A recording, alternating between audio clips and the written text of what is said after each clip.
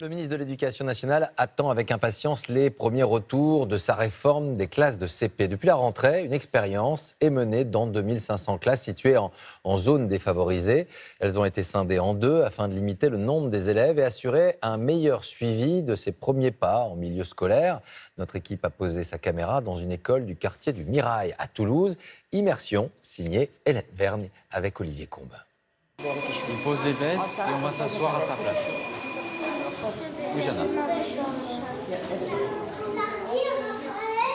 Le loup, trois petits cochons. Là, ce calme que nous avons, où ils sont tous avec leur petit album en train de feuilleter, de discuter entre eux, ça fait un accueil en douceur, dans le calme, paisible.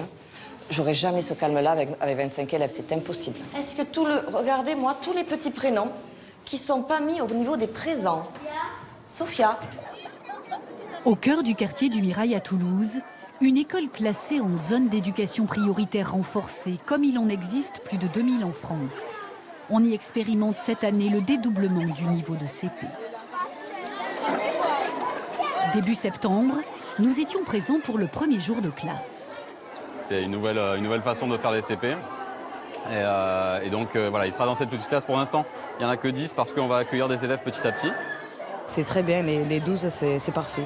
Ça permettra qu'ils apprennent plus et plus vite aussi. C'est un auteur. 2 semaines après la rentrée, nous retrouvons les enfants qui prennent tout doucement leur marque. Un auteur. Il y a bien 2 classes de 10 et 11 élèves. Et surtout 2 enseignants. Est-ce qu'on la reconnaît, cette étiquette? Qui ont très vite choisi de travailler ensemble. J'attends les élèves de Monsieur Lépée. Voilà. Tu me les envoies? Kamel. Les petits effectifs facilitent ces échanges. Les enfants ont pris l'habitude de passer d'une classe à l'autre dans le calme. Plusieurs fois par jour, bonjour Kamel. De petits groupes de niveau se forment, au plus près des besoins des enfants. On arrive très vite à bien les connaître tous. Quand vous avez 11 élèves, avec Monsieur Lépée, au bout d'une semaine, on savait qui allait être dans quel groupe, quels étaient les besoins spécifiques de chaque enfant, quels étaient leurs points forts, leurs difficultés. Ce matin-là, 15 élèves un peu plus autonomes sont rassemblés dans une même salle. Dans l'autre classe, face au maître, seulement 6 enfants pour un accompagnement personnalisé. Policier. Est-ce que dans policier, on entend le O? Oui. Regarde bien l'arbitre, dis-le. Policier.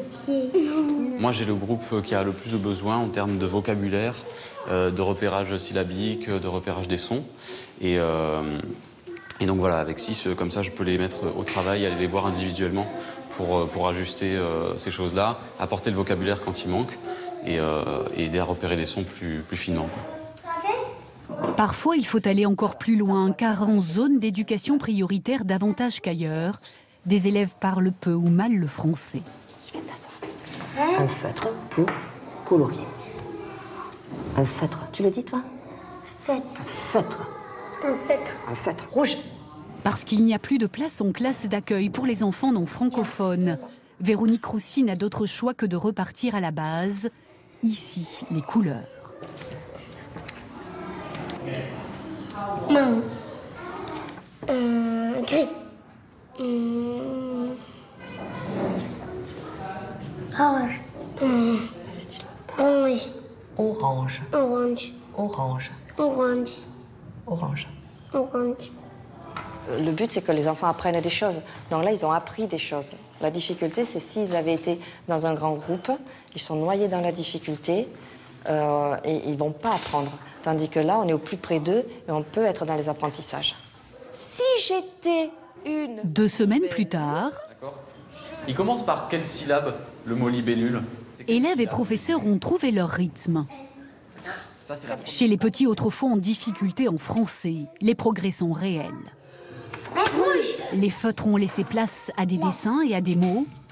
Les enfants ont gagné en vocabulaire et en confiance. Un crayon rose. Ah, si tu veux l'étiquette, il faut me dire la phrase. Un crayon rose. Oui, madame. Bleu, très bien. Bleu. Un crayon bleu. Excellent. C'est une évidence que si on met des conditions favorables d'apprentissage, les enfants vont progresser au maximum de leurs possibilités. 100% de réussite, j'en sais rien. Mais en tout cas, on arrivera à les accompagner au mieux et le plus loin possible.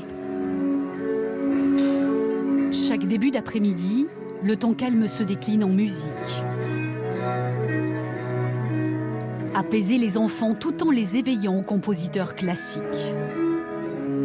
Un mois après la rentrée, c'est l'heure des premiers questionnements. Le fait d'avoir un petit groupe, c'est très agréable. Et je peux me concentrer voilà, sur des élèves. J'ai vraiment l'impression d'être efficace dans mon enseignement, mais ça reste dans ma classe. Dès que je vais dans la salle des maîtres et qu'on a des réunions sur les autres classes, ils sont confrontés à des choses qui sont très difficiles.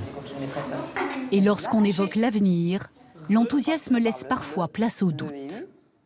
Il ne faut pas isoler le CP comme une classe phare. L'enseignement, c'est une continuité de la maternelle jusqu'au CM2, et voire ensuite 6e, etc., etc. Donc il faut avoir une approche globale de notre enseignement. Si je réitère ma question, oui. Effectivement, s'il n'y a pas poursuite du dédoublement de classe et des petits effectifs en CE1, ça serait vraiment très décevant, et ça serait un coup d'épée dans l'eau, et ça ne servirait là pas à grand-chose. C'est-à-dire que tous les avantages qu'on aura pu gagner sur une année, on va les perdre. Pour Teddy, pour Raphaël et tous leurs camarades, les enseignants espèrent un élargissement du dispositif, une réforme plus ambitieuse pour lutter vraiment contre les inégalités.